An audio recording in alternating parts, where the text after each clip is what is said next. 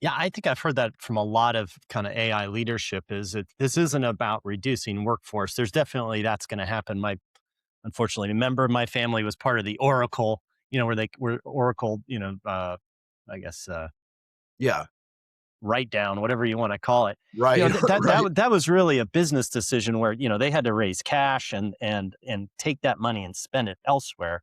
And what I see AI doing now more is enabling people to be more productive. And as you say, kind of get rid of that task work that I was doing every day. And now I can focus on something strategic. How am I going to build a better product? How am I going to get out to a customer? How am I going to satisfy that customer need better than I am today? And AI is certainly a great enabler with that. But it's really changing the whole economics of how knowledge work gets done across pretty much every sector.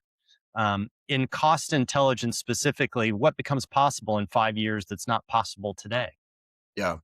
Well, and I'll marry that with finishing the answer to your previous question, and that is both the vendors are innovating every day. They're coming up with new offerings. The clients, because they're innovating every day, they have new needs.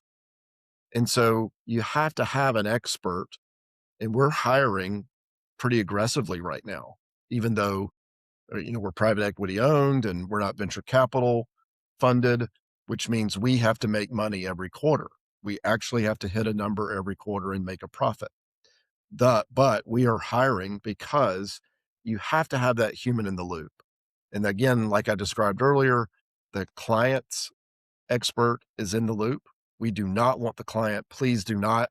We say to clients all the time, please do not get rid of John or Sally. We need them on their side, teaching the brain, and then us on our side, because that turbulence between need and offerings, that'll never go away, thankfully. And so I think, 5 years from now, you're going to see some pretty amazing things. I think that these capabilities, like I've described, a quote unquote spin brain on the vendor side and the client side, you'll be able to use those brains to talk to each other for sure. And that's not a new thing. That's out in the domain already where you have agents interacting with each other. But again, we see no possibility of totally removing the humans from that, the experts from that. One joke that we've said internally is, if we even say this to our children, go get a job and understand some industry really well first. Go something physical, whether it's in supply chain or something in the vendor community. Go understand that industry really. It could be software, but but then you'll sort of empower yourself or outfit yourself to play in this crazy AI world.